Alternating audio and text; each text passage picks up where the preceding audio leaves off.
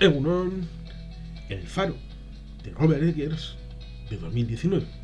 Una película que no vi en su momento en el cine, aunque gracias a la propuesta de Cine Club de Getxo, en el Romo Culture Eche, pues pude verla en una pantalla más o menos grande y ver esta película que trata de dos fareros que van a un lugar de Nueva Inglaterra a finales del siglo XIX, en este relevo que se daban cada mes en el faro para poder tener las labores de mantenimiento y seguir teniendo uso este elemento marítimo terrestre tan importante para la navegación desde los tiempos antiguos de la Grecia clásica, incluyendo por ejemplo aquel famosísimo faro de Alejandría,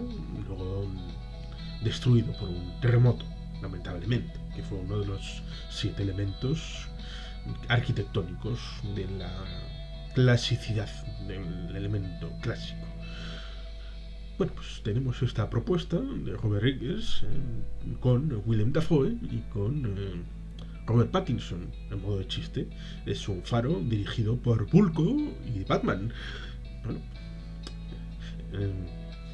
ya en serio, es una película que trata de esos fareros como llegan a la instalación en esta isla. Es una isla rocosa, en principio lejos de la tierra, porque van en barco. La película es en blanco y negro. No es que le hayan quitado el color, sino que la idea es rodarla un poco como homenaje, pues supongo que al expresionismo alemán, o un poco como está basado en un relato, el último, de Edgar Allan Poe, que se llama The Lighthouse, del faro.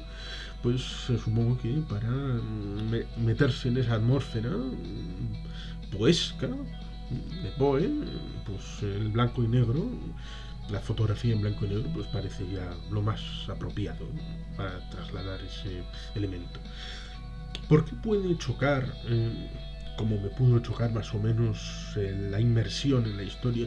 Pues porque en el ámbito de la naturalidad del mundo exterior, en el que pretendemos subrayar la concordia, aunque haya mar de fondo, marejada. Es curioso porque los términos marineros se confunden con un faro que está formalmente en tierra.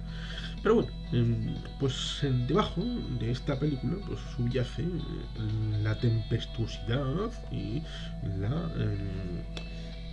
circunstancia de lo que pasa en el ser humano cuando se dan unos elementos y se van combinando.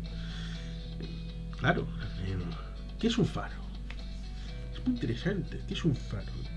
Es un ancla en tierra para los que navegan en la zozobra, en tiempos de mareas y de tormentas en la alta mar.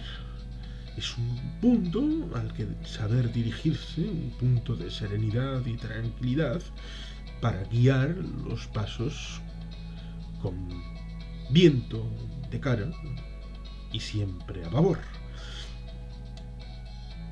Pero trasladado a lo personal, a lo humano, también ese faro es el ancla de la serenidad humana, de la forma de estructurar una vida en torno a un elemento que da seguridad, da estabilidad respecto a la forma de guiar los pasos del propio ser humano en algo tan inconsistente y sin justificación y sin una guía de funcionamiento como es la propia vida.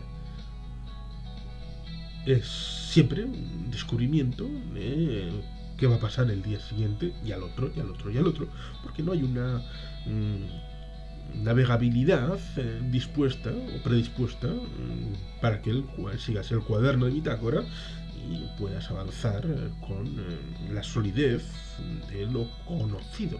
Siempre vas a lo desconocido.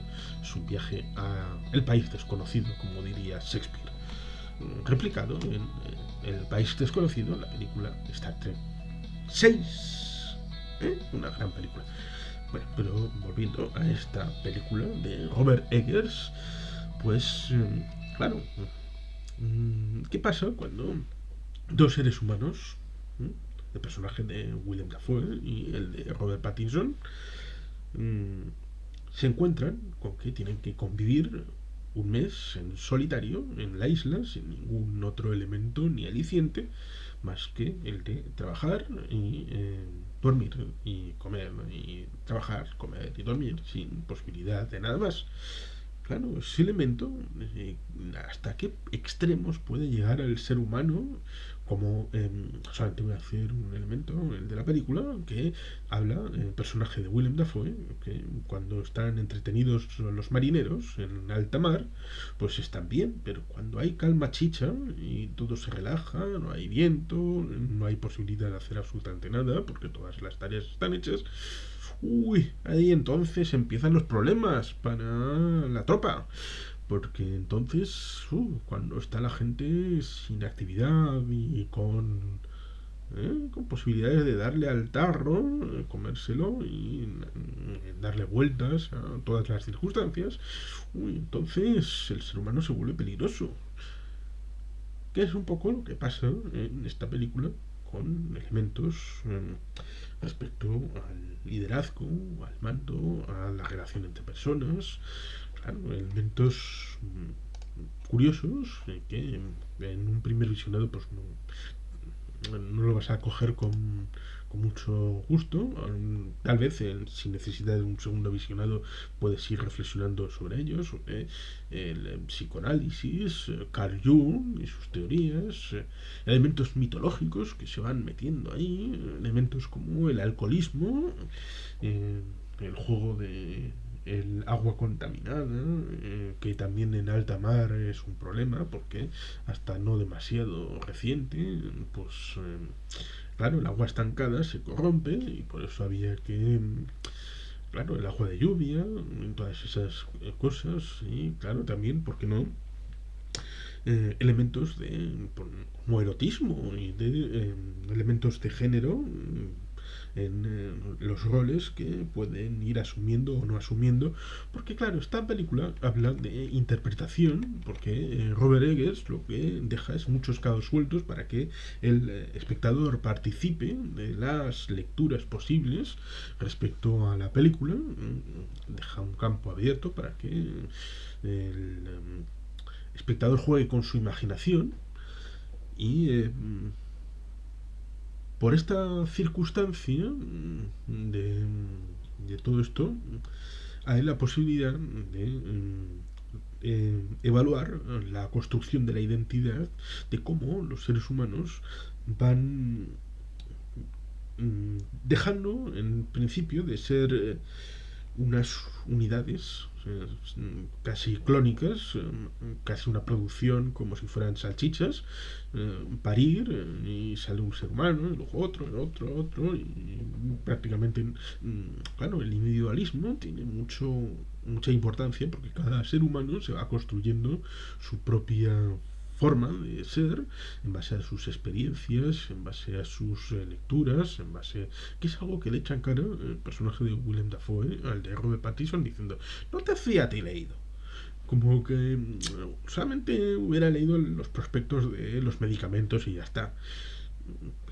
Son elementos curiosos que están soltados como pinceladitas aquí y allá para que cada cual se haga una composición del lugar, como por ejemplo eso de, en unos momentos pareciera que el personaje de Willem Dafoe es una viejecita que incluso teje, está en una casa ahí remota, como si fuera Martha Washington, y su marido, Robert Pattinson, pues estuviera ahí regateando si le gusta la forma de guisar que tiene o no. Claro, son estas cosas curiosas porque en cierta medida pues pudieran ser anacrónicas, que estos debates estuvieran en el siglo XIX, incluso que pudieran estar en Edgar Allan Poe, esto del homoerotismo, como en una de las imágenes de cómo conocía a vuestra madre, eso de que cuando el ser humano está solamente con hombres y en un lugar cerrado y sin posibilidad de salir, como por ejemplo un barco, se van bajando las defensas del ser humano respecto a la vinculación sentimental o lujuriosa con otro eh, ser que esté al lado. Porque no, si aparece un pulpo, pues vayan a follar con el pulpo. Pues, eso que hace un sketch en uno de los capítulos de cómo conocí a vuestra madre, pues en cierta medida pues podría estar referenciado aquí con esas reflexiones que lanza el director para que tú pienses. Claro, estamos hablando de que están en una isla, en un faro, en una casa que en principio está establecida. Aquí está la casa, aquí está el faro, y hay un elemento constructivo que une ambos dos para no tener que salir al exterior porque puede haber tormentas, aunque se les ve incluso en tormentas con salidas al exterior, porque claro, en esos momentos a finales del siglo XIX están actuando el faro con carbón, alimentándolo para poder mantener la luz encendida. Claro, en este elemento pues se habla de las mitologías, de cómo las gaviotas recogen el alma de los marineros muertos y todo eso, referenciando, como se ha comentado, por ejemplo, en el coloquio, que la propia película hace referencia a clásicos como Los pájaros de Alfred Hitchcock de los años 60 o la película El Resplandor de Stanley Kubrick de 1980, es decir, la década de los 70. El año 80 es el último año de la década del 70, no llegando ni de lejos a la propuesta de ambos monstruos de la dirección, como es Kubrick o Hitchcock. Pero en cualquier caso pareciera una película interesante, aunque no tanto como la ópera prima de Robert Eggers, que fue The Witch, la bruja, y le dieron 4 millones para producirla y obtuvo un beneficio, es decir, unos ingresos de 40 millones. Esta le vuelven a dar 4 millones de dólares y tiene menos de 20 millones de ingresos. Eso sí es curioso porque posteriormente fue nominada a muchos premios y fue ganadora en Cannes, el Fipresci Prize al director, la Semana de los Críticos, dos premios. En el Independent Spirit Awards ganó a mejor actor de reparto William Dafoe y mejor fotografía.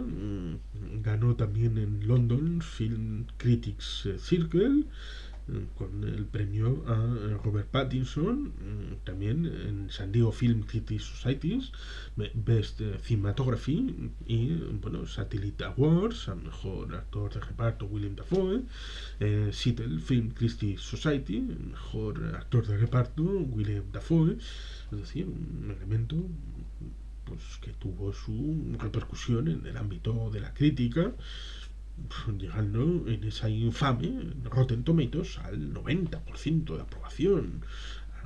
Vamos, una nota importantísima que comparativamente a otras películas en la propia Rotten Tomatoes no recibe, con lo cual es de estas cosas que hay que relativizar.